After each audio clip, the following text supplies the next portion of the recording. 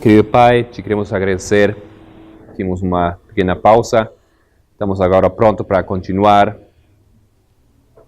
Pedimos para nos ajudar, para nos concentrar. Podemos enfocar aqui nossos estudos. Queremos continuar a compreender essa verdade sagrada, Senhor. Dirige nossas mentes, por favor, e esteja conosco mais uma vez. Em nome de Jesus. Amém.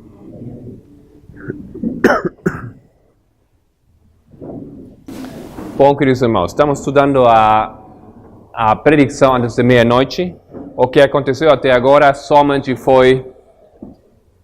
Tudo iniciou com uma carta de Guilherme Miller, onde ele explica a sua lógica, que as festas do calendário hebreu tinham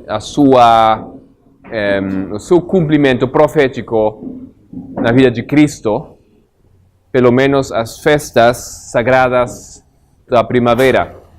Faltavam ainda um cumprimento das festas do outono, e ele achou que aquelas festas deveriam se cumprir na segunda vinda do Cristo.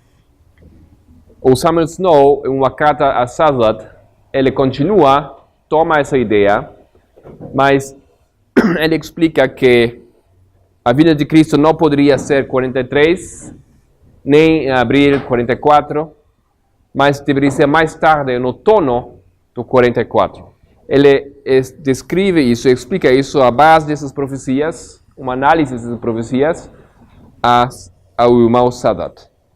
Aquela carta vai ser publicada na revista Review and Herald logo depois. Em nossa linha,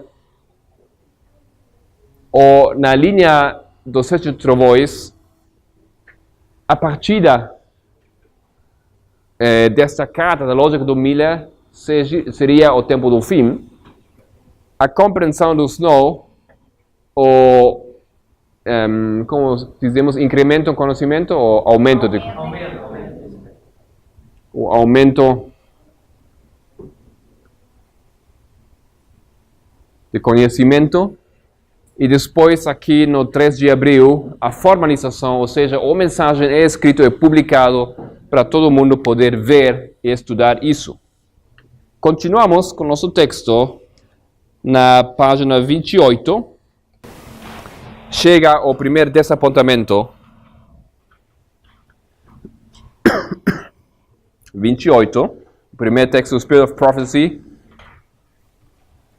tomo 3, tomo 4. Por volta desta época, o fanatismo começou a aparecer. Alguns que professavam ser crentes zelosos na mensagem rejeitaram a palavra de Deus como o único guia infalível e, alegando ser liderados pelo Espírito, entregavam-se ao controle dos seus próprios sentimentos, impressões e imaginações. Havia alguns que manifestavam um zelo cego e intolerante, denunciando todos os que não sancionavam seu curso. Suas ideias e atos fanáticos não receberam simpatia do grande corpo de adventistas, mas serviram para trazer reprovação sobre a causa da verdade. O príncipe do mal estava perdendo seus súditos, e a fim de trazer reprovação sobre a causa de Deus, ele tentou enganar aqueles que professavam a fé, para levá-los ao extremo. Então, os seus agentes estavam prontos para apoderar-se de cada erro, cada fracasso, cada ato impróprio e segurá-lo diante do povo na mais exagerada luz, para tornar os adventistas e sua fé odiosos. Assim, quanto maior o número de pessoas que ele pudesse reunir para fazer uma profissão de fé do Advento, enquanto seu poder controlava seus corações, maior era a vantagem que ele ganharia, chamando a atenção deles como representantes de todo o corpo de crentes. Então, o desapontamento chegou na história dos adventistas, o primeiro desapontamento, no 19 de abril. Como podem ver, 2 semanas depois da formalização da mensagem, tudo isso aqui em 1944, quando eles tinham esperado a vinda de Cristo, o fim dos 2.520 dias, o fim dos 2.300 dias. Se você faz um cálculo matemático simples, com uma calculadora, por exemplo, você toma 2.300, subtrai 457, o início, você vai chegar a 1843, ok? E fazendo esse tipo de cálculo, eles acharam que a linha dos 2.300 dias deveria terminar 1843. Compreendendo, como já ouvimos, que o 43 do calendário hebreu não é o mesmo 43 do nosso calendário, eles determinaram este aqui, o último dia do ano 1843 do calendário hebreu. Esse é o primeiro dia do novo ano, do 44. Podemos também escrever aqui 18, 19, ok? E como Cristo não voltou, se produz aqui o primeiro desapontamento. Isto foi justamente o assunto que Snow queria avisar ao povo. Ele deu o aviso que Jesus não poderia vir aqui. Deveria ser no outono, não agora em primavera. Justo isto ele queria. E isso foi que ele avisou. Vamos tomar então o seguinte texto aqui, na mesma página. Acontece agora, o 2º de maio de 44, algo especial. O evento que nós chamamos a predição antes da meia-noite.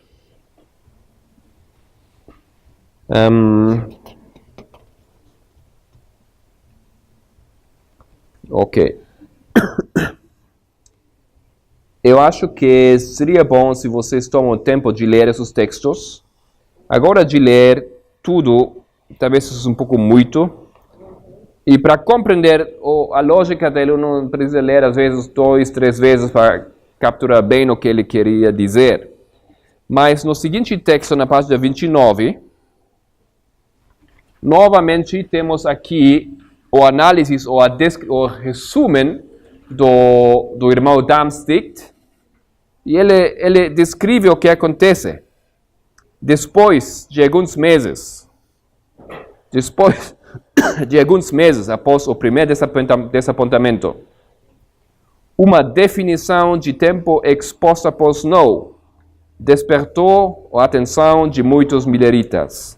Já em fevereiro de 44, com base no fato de que a 69ª semana de Daniel 9:27 terminou no outono de 27 depois de Cristo, ele considerou que o segundo advento ocorreria no outono de 44. Isso foi a carta a Sadat que já limos, ok?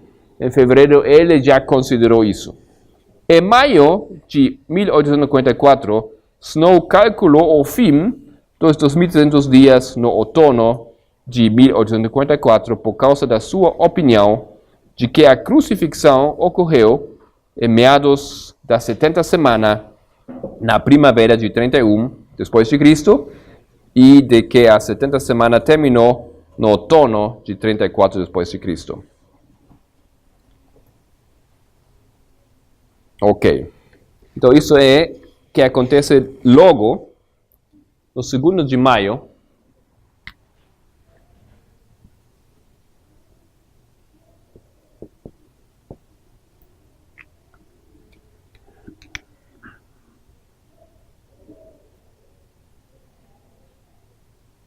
De 44.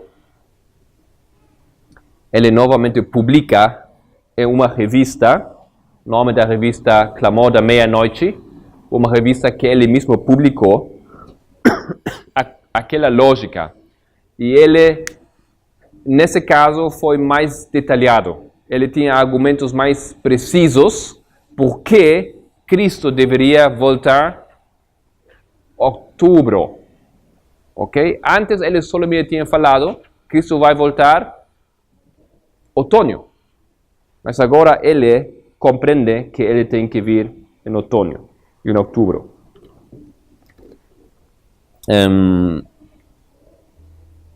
Continuamos a ler aqui. Foi em agosto de 1954 que Snow publicou um período, o clamor da meia-noite.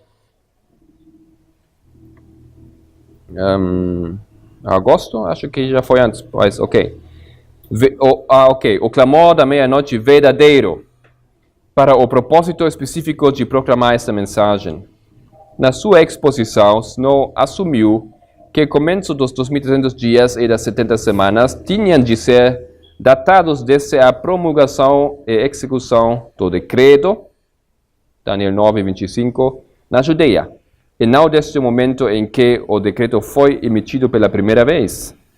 O tempo de execução do decreto foi o seguinte: começando primeiro com o artigo escrito em 16 de fevereiro de 43 e continuando progressivamente ao longo de 1944, Samuel Snow enfatizou o 7º mês judaico outonal, Tishri, como o verdadeiro fim do período dos 2.300 anos, como o início datado no outono de 457. Já em maio de 1954, Snow escreveu: o ministério de João começou na última parte do ano 26 e terminou com o outono de 27. Aqui começou a semana da confirmação da aliança. Ok? E seguinte parágrafo. Acredito que este argumento baseia-se em premissas corretas e é perfeitamente correto. Qual é então a conclusão?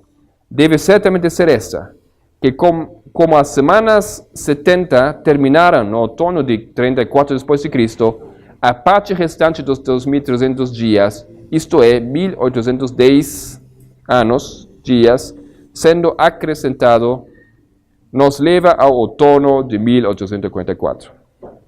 Eu falei que ele compreendeu que foi em outubro, ainda isso não aconteceu, somente aqui ele compreendeu que Cristo deveria voltar em outono.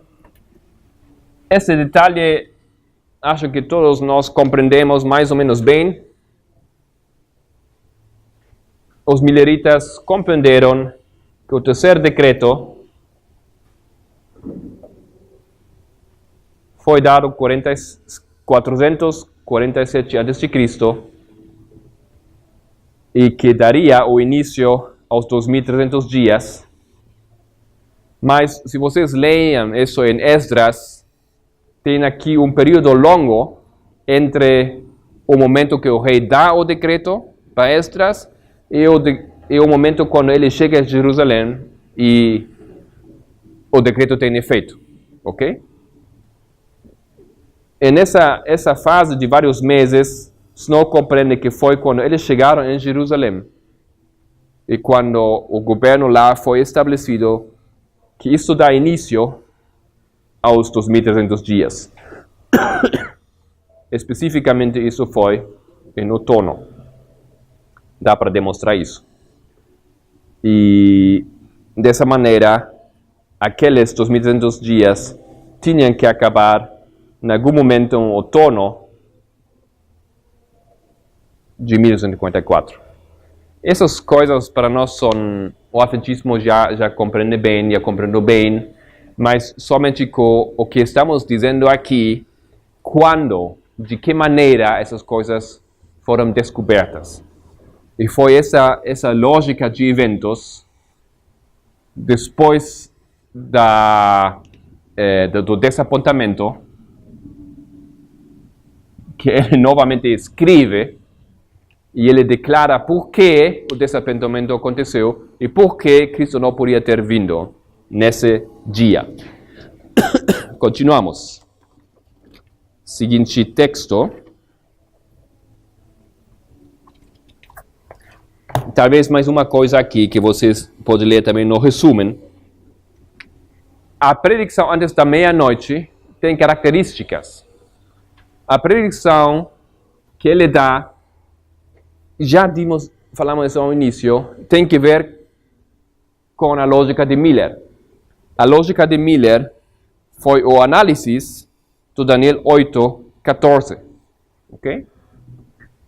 Ou seja, a predicação não é uma coisa completamente nova ou que tem nada a ver com as verdades já compreendidas até esse ponto. O que a pregação faz somente é esclarecer uma verdade que foi dada desde o início do movimento de reforma dos mileritas. E nessa nossa história, a mesma coisa tem que acontecer. A pregação não vai ser uma coisa completamente nada a ver com o que estivemos ensinando até agora, mas tem que ser algo que aclarece o fundamento desse movimento. E o que estamos dizendo que o fundamento de nosso movimento é a compreensão de Daniel 11, 40 a 45. Agora, essa compreensão, justamente desde o início desse ano, recebeu nova luz. Isso estivemos estudando aqui esses dias, Daniel 11. O significado completo desse capítulo. E a correção de um detalhe do significado do Rei do Sul, sendo Rússia e não a União Soviética em nosso tempo. Isso aconteceu aqui. Creemos, por lo tanto, que nós estamos já na predição dessa meia-noite. Uma compreensão mais detalhada e mais perfeita acima da mensagem inicial de nossa mensagem. Seguinte texto, página 30, 21 de julho. Isso é a meia-noite.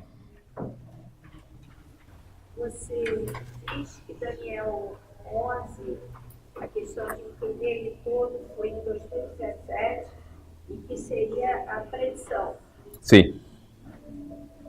Ou parte disso. Vamos ver que tem mais coisas. Foi o fim de 2016, início de 2017.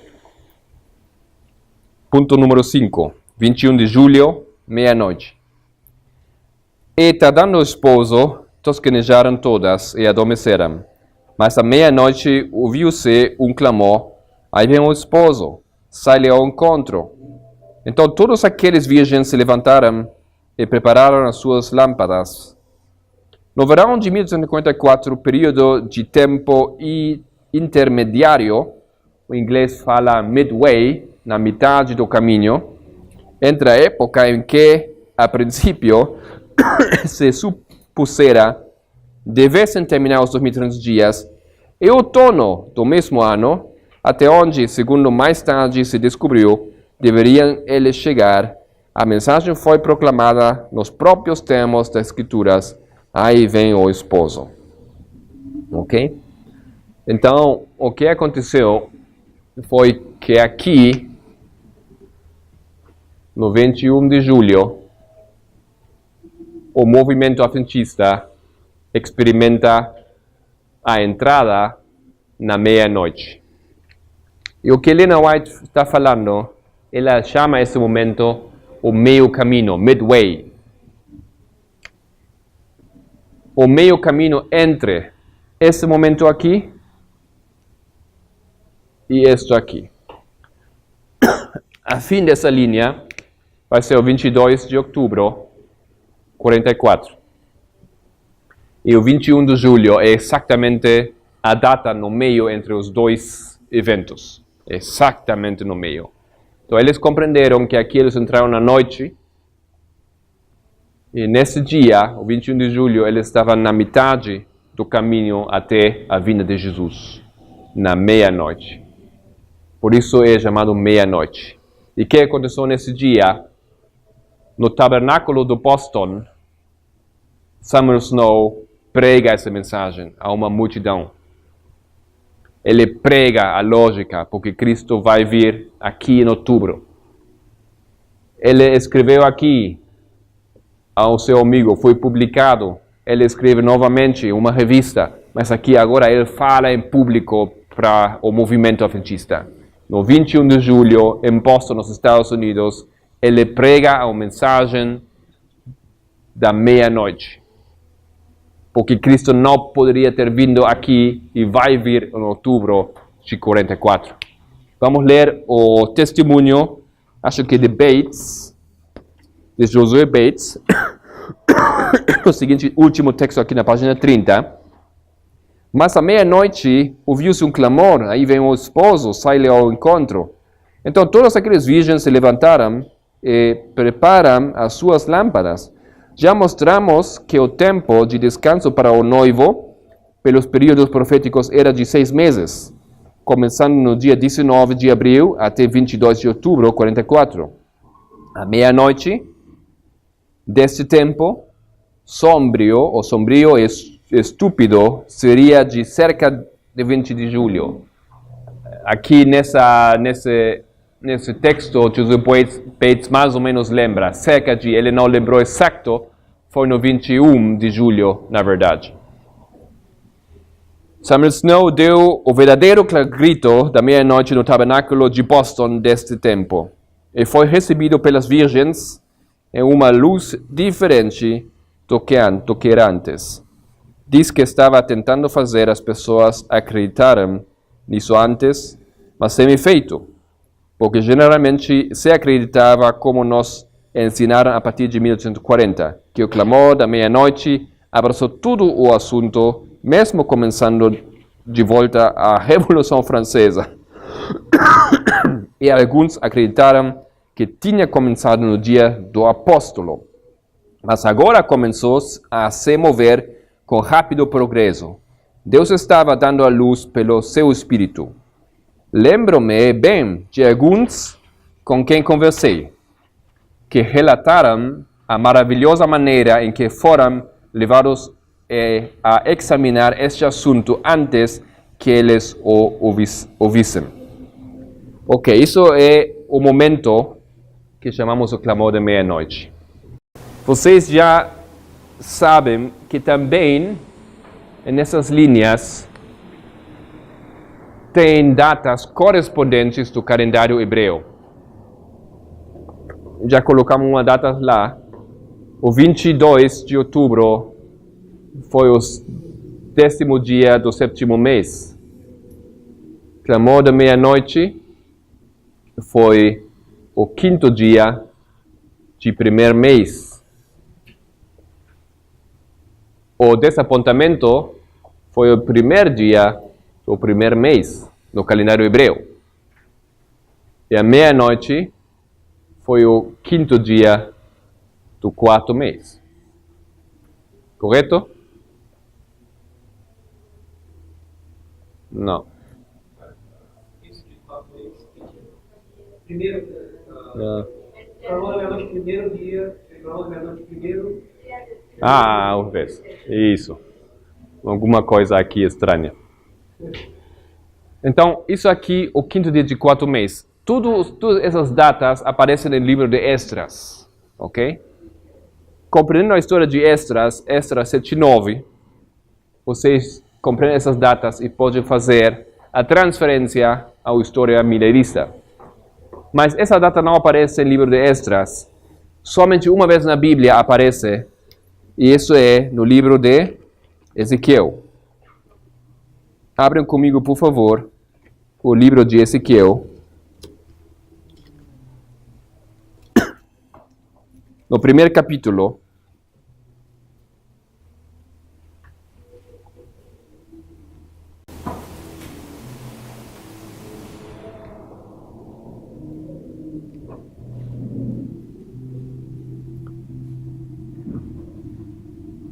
E aconteceu no 30º ano, no 4º mês, no 5º dia do mês, no 30º ano, no 4º mês, no 5º dia do mês, que estando eu no meio dos cativos, junto ao rio Quebar, se abriram os céus, e eu tive visões de Deus.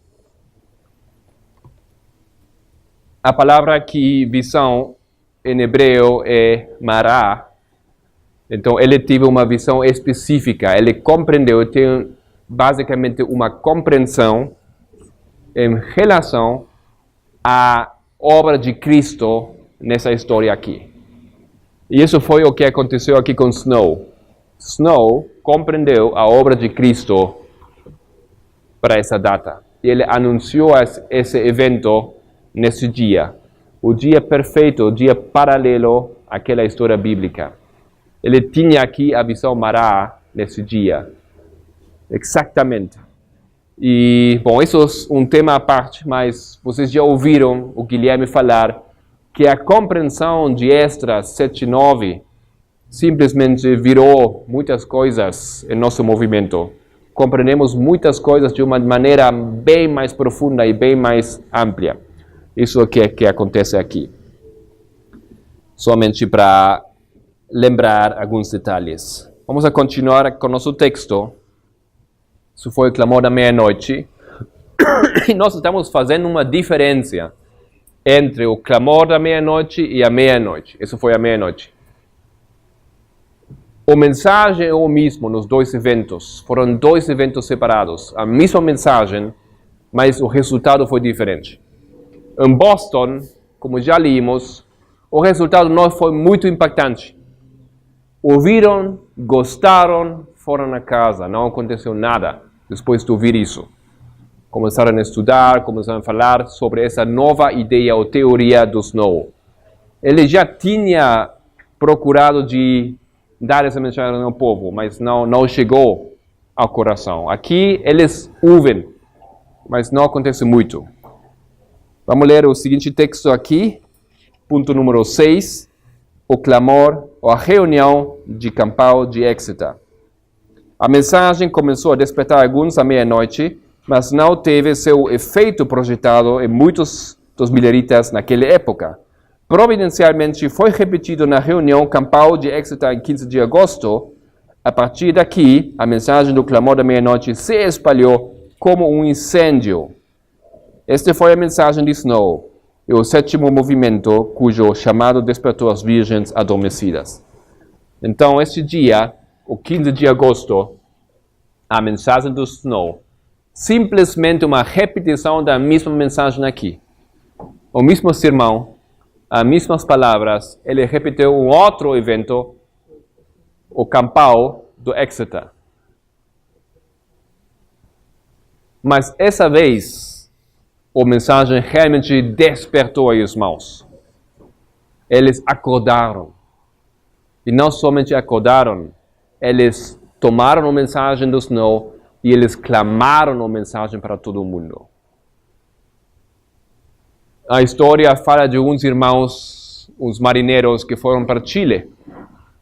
Pouco depois disso aqui, levando para Chile apostilas com aquela mensagem novo. Cristo vai vir no 22 de outubro. Mas quando eles chegaram ao Chile, as pessoas lá já sabiam. Porque já tinham outros que foram um pouco mais rápidos, já mandaram uma mensagem para lá. Se espalhou muito rápido nesse tempo. Ok? Isso foi diferente. Mesma mensagem, mas o resultado diferente aqui no Campal. Helena White falando dos fanatismos, que nesse momento o fanatismo acabou dentro do adventismo. As vozes, os grupos fanáticos se calaram. O fanatismo que tinha começado aqui antes. Aqui acaba. Ok? Então isso é o clamor da meia-noite. Quando eles, agora o movimento adventista toma a mensagem do Snow e predica e clama aquela mensagem para todo mundo. E como lemos no texto aqui, chamamos isso também o movimento do sétimo mês. Porque tem que ver com a compreensão do dia da expiação no sétimo mês, no 10º dia do sétimo mês. No dia 10, no mês sétimo, no calendário hebreu. Dia da expiação. Ponto número 7, o último trovão. Grande decepção. Decreto dominical. Vamos ler o texto aqui. Encerrando-se o ministério de Jesus no lugar santo, e passando ele para o lugar santíssimo, e ficando em pé diante da arca, a qual contém a lei de Deus, enviou um outro anjo poderoso com uma terceira mensagem ao mundo. O pergaminho foi posto na mão do anjo, e descendo ele à terra, com poder e majestade, proclamou uma terrível advertência, como a mais terrível ameaça que já foi feita ao homem. Esta mensagem estava destinada a pôr os filhos de Deus de sobreaviso, mostrando-lhes a hora de tentação e angústia que diante deles estava. Disse o anjo: serão trazidos em cerrado combate com a besta e a sua imagem. Sua única esperança da vida eterna consiste em permanecer firmes, posto que sua vida esteja em jogo. Deverão reter com firmeza a verdade. Saltar um pouco. Ao dizer ele essas palavras, aponta para o santuário celeste. A mente de todos os que abraçam essa mensagem é dirigida ao lugar santíssimo, onde Jesus está em pé diante da arca, fazendo sua intercessão final por todos aqueles por quem a misericórdia ainda espera, e pelos que ignorantemente têm violado a lei de Deus. Isso é o fim aqui dessa lógica. O set de voz de Snow, solamente em 2 palavras, resumir.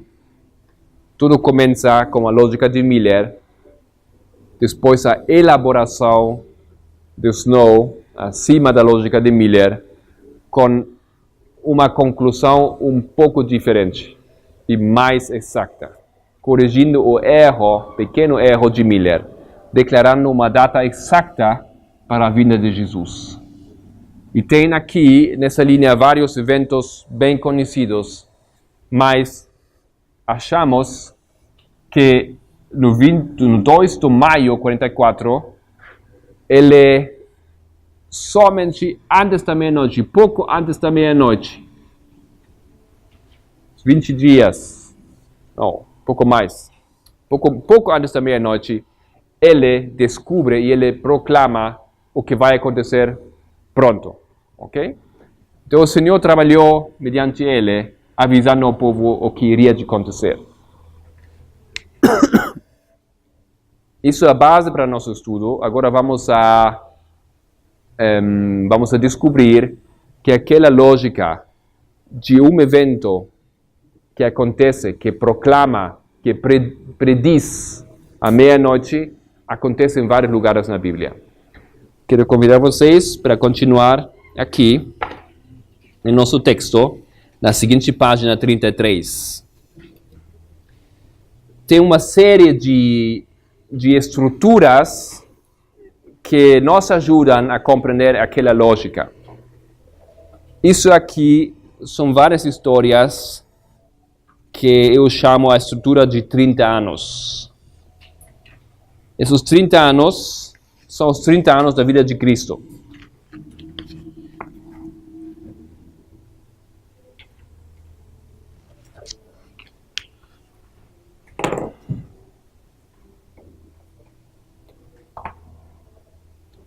O nascimento de Cristo, 4 antes de Cristo. O começo do seu ministério, 27 depois de Cristo. Mas pouco antes disso, antes de ele começar o seu ministério, temos uma predição. Que vamos chamar a predição antes da meia-noite. De aqui até cá é um período de 30 anos.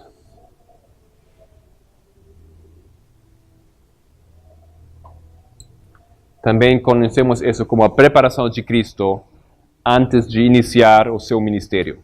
Aquele iniciou o seu ministério. Vou ler o primeiro texto aqui, Espírito de Profecia, tomo 2. A vida futura de Cristo foi planejada antes dele.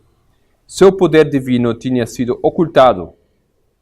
Ele tinha aguardado em oscuridade a humildade por 30 anos. E não teve pressa de agir até que o tempo determinado chegasse. Mas Maria, no orgulho de seu coração, ansiava por vê-lo provar aos convidados que ele realmente era o homem de Deus, etc. Seguinte texto. Então aqui, todo esse tempo, um tempo de obscuridade,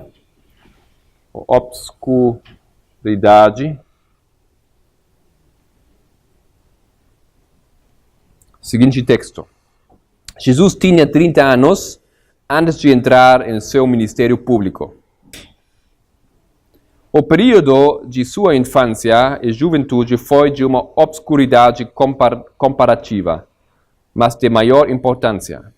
Ele estava nessa obscuridade sentado aos alicerces de uma boa constituição e mente vigorosa.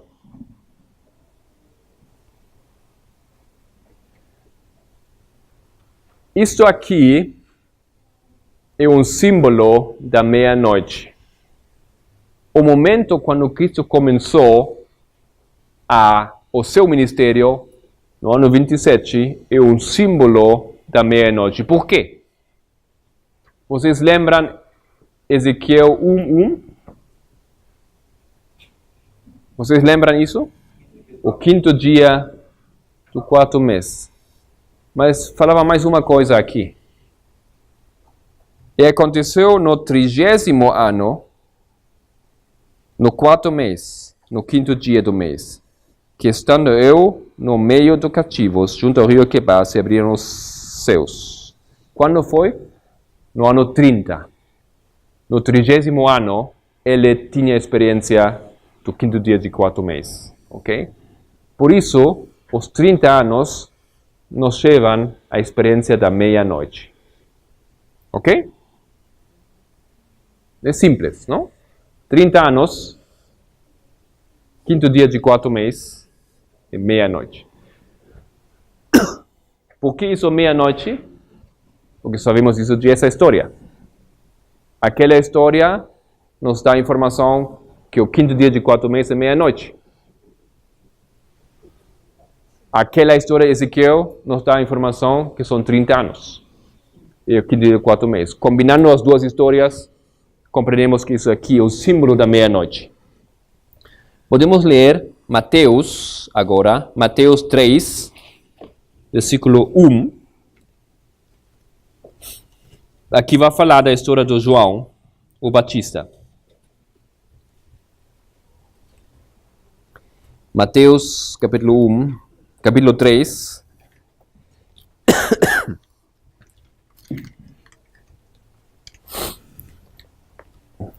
Pregação de João o Batista. Versículo 1. E naqueles dias apareceu João o Batista pregando no deserto de Judeia e dizendo: arrependei-vos, porque chegado o reino dos céus, porque este é o anunciado pelo profeta Isaías, que diz: vós que clamam no deserto, preparai o caminho do Senhor. Endireitai as suas veredas. E esse João tinha as suas vestes de pelos de camelo e um cinto de couro em torno de seus lombos, e alimentava-se de gafanhotos e de mel silvestre. Então ia até ele Jerusalém e toda a Judeia e toda a província adjacente ao Jordão. E eram por ele batizados no rio Jordão, confessando os seus pecados. 7. E vendo ele muito dos fariseus e dos saduceus que vinham ao seu batismo, diziam-lhes: raça de víboras, quem vos ensinou a fugir da ira futura? Produzi, pois, frutos dignos de arrependimento. O que ele está anunciando aqui? Quero colocar aqui o mensagem do João. Desculpa. O que ele anuncia aqui? O juízo de Jerusalém. A destruição de Jerusalém. Claro, as outras coisas também. Arrependimento e tudo. Mas ao povo de Deus, aos líderes do povo de Deus, ele anuncia pouco antes do que Cristo iria começar o seu ministério, a caída deles. Que eles não sabiam isto. Versículo 10 también, que el hacha está puesta a la raíz del árbol. Exacto. Podemos ler. E também agora está posto o machado à raiz das árvores. Toda a árvore, pois que não produz bom fruto, e cortará e lançada no fogo. Então isso vai acontecer. não aconteceu nesse momento, mas ele dá uma predição antes do ministério de Cristo, porque Cristo vai fazer isso. Ele não iria fazer isso. O Cristo iria fazer isso. E ele anuncia isso para eles. Outra coisa que nós podemos ver aqui é que a Bíblia fala no versículo 4 que ele alimentava-se de que coisa? Gafanhotos? Algarrobo. Sim? E mel. Era vegetariano. Para quem não sabe, gafanhoto, na verdade, é a the bean, aquela... Sim, mas é o feijão da alfaroba, ok? Feijão daquela fruta assim. Não? Não era um animal. Não era um animal. Não era um inseto. Mas tem o mesmo nome. Na verdade é... Ok, a tradução não é boa aqui nesse caso. O mel é o mel da tâmara. Ok, a mel. Podemos ler em Juízes 14. Juízes 14.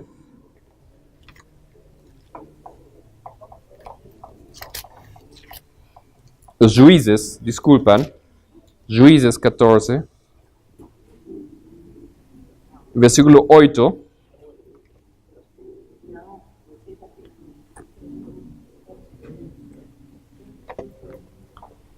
E depois de alguns dias, voltou ele para tomá-la, Sansão, apartando-se do caminho para ver o corpo do leão morto.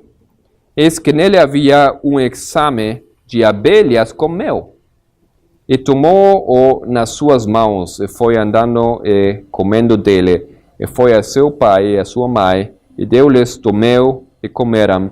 Porém não lhes deu a saber que tomara o mel do corpo do leão. Então aqui, 14, 8 e 9, aqueles símbolos, mesmo que compreendemos que gafanhotos aqui na verdade é aquela fruta, na simple compreensão e um simple análise de palavras ou de da metodologia de usar aquela palavra gafanhotos para nós é um símbolo que conhecemos.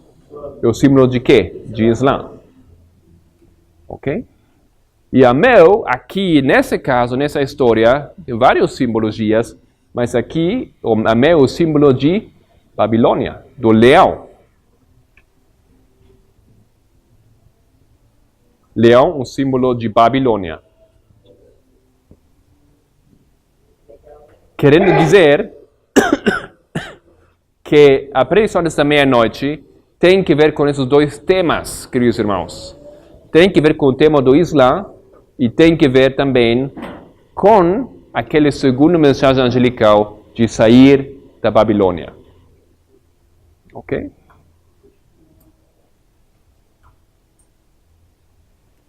Foi o caso isso lá.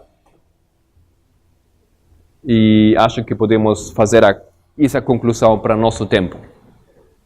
Essa é a primeira linha de 30 anos, onde podemos sacar algumas conclusões para a pregação desta meia-noite. Vamos ao seguinte texto aqui, os 30 anos na vida de Abraão. Os 30 anos na vida de Abraão. Vamos começar ler alguns textos em Gênesis. Primeiro texto, Gênesis 12. Gênesis 12.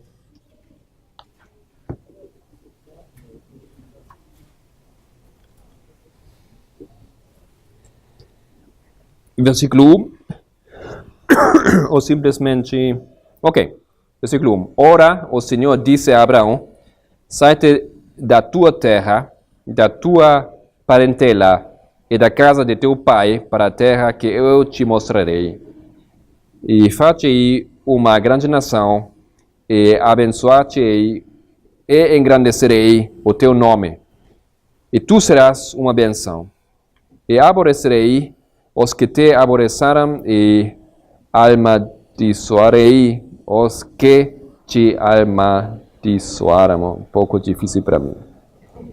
E em ti serão benditas todas as famílias da terra. Assim partiu Abraão como o Senhor lhe tinha dito, e foi Ló com ele. Era Abraão da idade de 75 anos, quando saiu de Arã.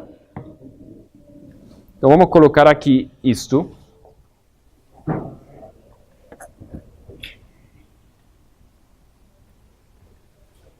Em paralela. Ele tinha 75 anos quando saiu. Saiu de onde? De Arã. O que significava a saída de Arã para ele? Saída de quê? Saiu da família. A família foi... Que tipo de religião eles tinham? Pagão. Pagãos. Ok? Idólatras. A separação da idolatria aqui no início dessa linha de Abraão. E ele dá a promessa do pacto.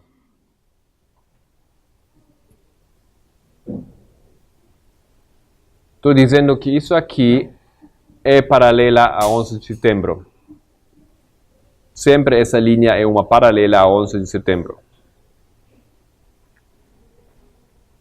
Aqui o nascimento do reformador.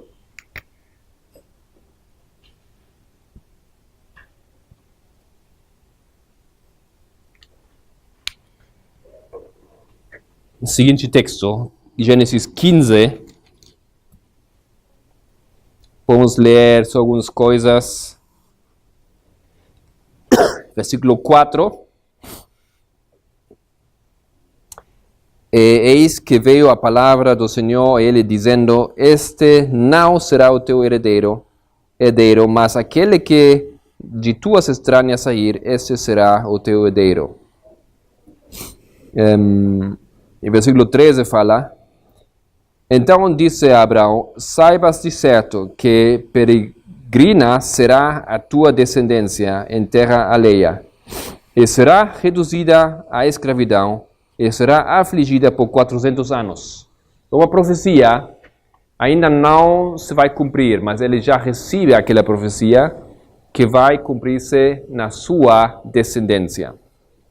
Mas aqui ele dá ou ele faz o pacto com Abraão. Seguinte texto, Gênesis 21, e já vocês vão ver a lógica dessa história. Gênesis 21, versículo 5. Era Abraão da idade de 100 anos, quando lhe nasceu Isaque, seu filho. E disse Sara, Deus me tem feito riso, etc. Versículo 8. E cresceu o menino, e foi desmamado. Então Abraão fez um grande banquete no dia em que Isaque foi desmamado. E viu Sara que o filho de Agar, a egípcia, o qual tinha dado a Abraão, zombava. Nos dou duas coisas aqui. O nascimento, 25 anos depois, quando ele tinha 100 anos. O nascimento de Isaac. Mas ele foi desmamado, provavelmente 105 anos, quando Abraão tinha 5 anos, com 5 anos.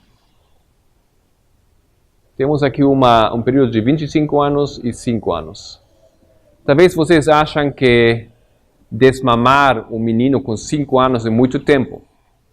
Mas temos aqui um comentário no Patriarcas e Profetas. Isso não é de Ellen White, mas é um comentário no anexo do livro, na página 34, onde vocês podem ler isso. na metade mais ou menos. Naquele tempo, os 430 anos começaram quando Arão tinha 75 anos, enquanto que os 400 anos da profecia de Gênesis 15:3 começou 30 anos mais tarde, quando Abraão tinha 105 anos e seu filho Isaque 5 anos de idade. Naquele tempo, Ismael, que nasceu como aquele que era gerado segundo a carne, perseguia o que era segundo o Espírito, iniciando um tempo de aflição de semente de Abraão, que intermitentemente seria continuado até o tempo do Éxodo. Então aqui começam os 400 anos de aflição.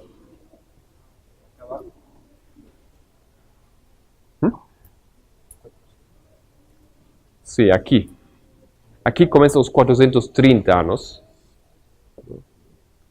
Isso aqui. Isso aqui. E isso é um assunto que já... Não.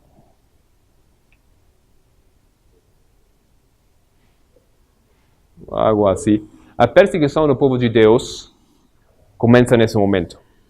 Já temos visto em várias histórias que meia-noite começa a perseguição do povo de Deus. Dessa maneira aqui, o fim desse período de 30 anos, quando Abraão tinha 105 anos, marca-se a perseguição, quando ele zombava a seu irmão. Nessa altura aqui, quando Isaque nasce, o que acontece é que temos os representantes dos dois grupos. Temos o trigo e joio. Ok? Já são visíveis aqui.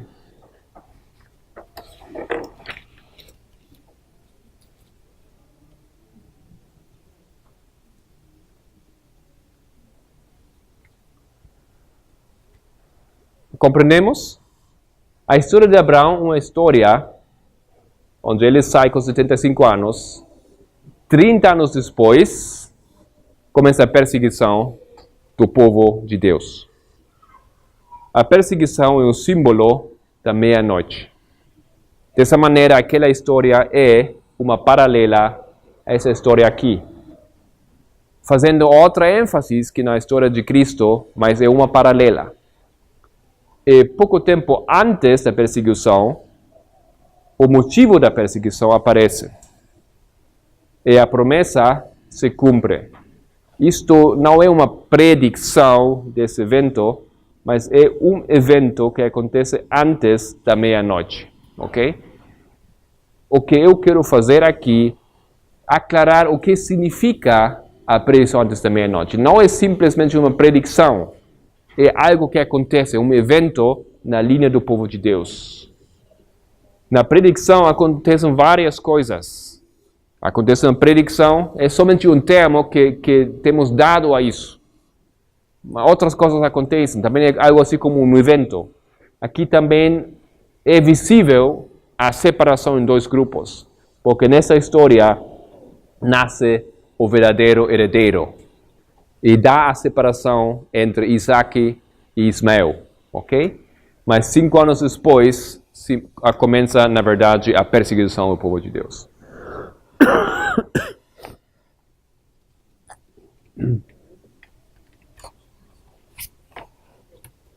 Faz sentido isso? Ou tem perguntas vocês? Estão olhando um pouco, por favor.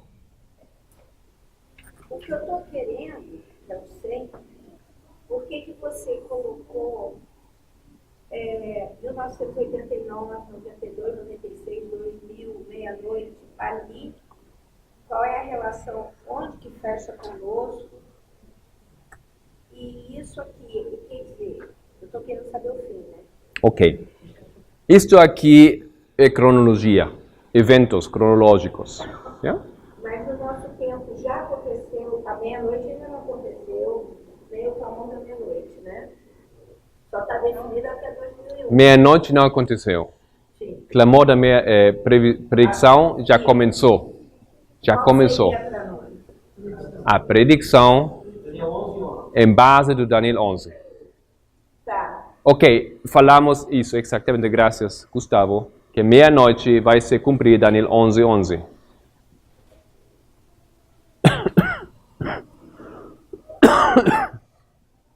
Mas já estamos predicindo isso aqui.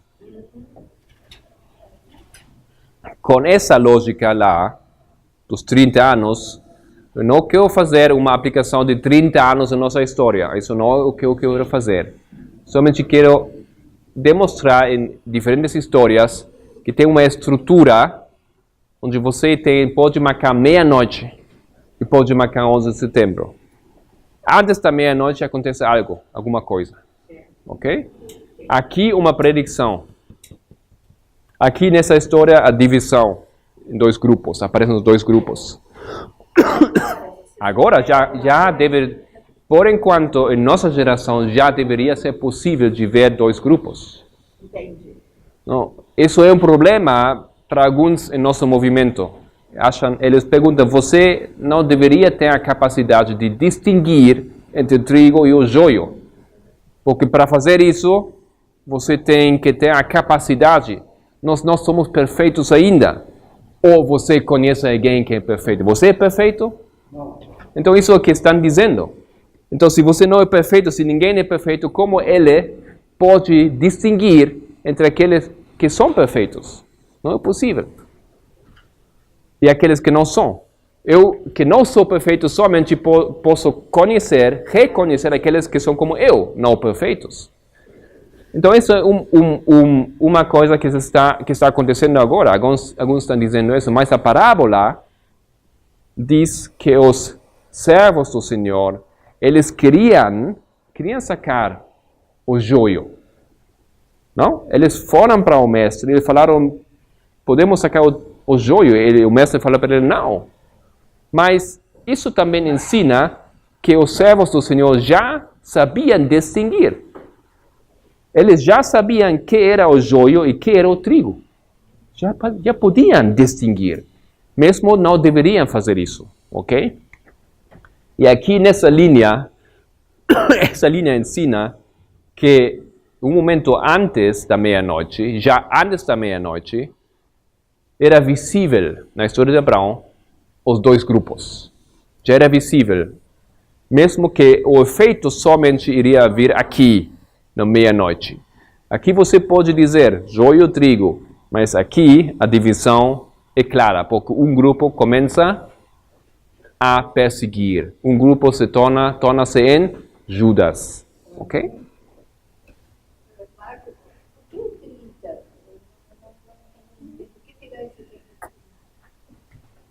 O 30 vira-se um tempo, em um símbolo. Ok? Simplesmente temos aqui 30 anos na história de Cristo. Simplesmente temos 30 anos na história de Abraão. E temos mais histórias. Onde temos 30 anos. Como muitos números que não tinham significado para nós antes e depois se viraram em um símbolo, isso acontece com 30. 30 é um símbolo do 11 de setembro até meia-noite. Simplesmente se vira em um símbolo dessa fase. Um símbolo para um tempo de oscuridade. Mas isso veio de Ezequiel 1, Também. É na história de Cristo, é em Ezequiel 1. É na história de Abraão. Em todas as histórias, você tem como marcar 11 de setembro e meia-noite. Ao início ou ao fim dos 30 anos. E Ezequiel 1 fala que os 30 anos acabaram meia-noite. O quinto dia do quarto mês que foi meia-noite. Tá? Isso está mais claro. Está mais claro. Mas tem mais algumas histórias onde você pode marcar bem que o início é um símbolo de 11 de setembro. Ok? O início de 30 anos. Não outra coisa, é só isso. Nós, é um tipo, sim. Nós compreendemos que agora nosso movimento, o povo de Deus verdadeiro, está igual como Cristo em obscuridade. Ninguém nos conhece. Somos aqueles que não são conhecidos. Claro, tem pessoas na igreja que nos conhecem, mas o mundo não nos conhece. Existe uma ideia, alguns têm uma ideia de conspiração, que a Igreja Católica, os jesuítas, têm um banco de dados, onde os líderes de vocês aqui em Florianópolis estão bem anotados em todo o mundo. E eles perseguem o que vocês falam no WhatsApp, Facebook, eles sabem onde vocês estão, o que estão organizando. Tem uma teoria de conspiração que isso é assim. Mas se vocês lejam em Spalding e Magan, primeira página, Ellen White fala daqueles adventistas nominais. Vocês lembram do texto? Os adventistas nominais que, como Judas, eles declararão aqueles que não são conhecidos, aqueles que ficaram em obscuridão aos católicos, ou aos protestantes e eles aos católicos. Por que ele fala? Eles não os conhecem, não nos conhecem. A Igreja Católica não sabe disso aqui, não sabe. Os que sabem são os Judas, os que estão dentro do movimento. E eles vão na Tríplice Aliança aqui, na meia-noite, vão se juntar como os líderes dos estados para avisar quem são aqueles que fazem esses movimentos, quem são os pregadores, quem pertencem a esses grupos. Isso aqui é uma outra explicação para compreender que nós agora estamos numa fase de obscuridade. Okay? Assim como Cristo, seus primeiros 30 anos foram um tempo de obscuridade. Bom, já acabou a hora. Obrigado, irmãos, por seu interesse. Vamos a fechar com uma oração.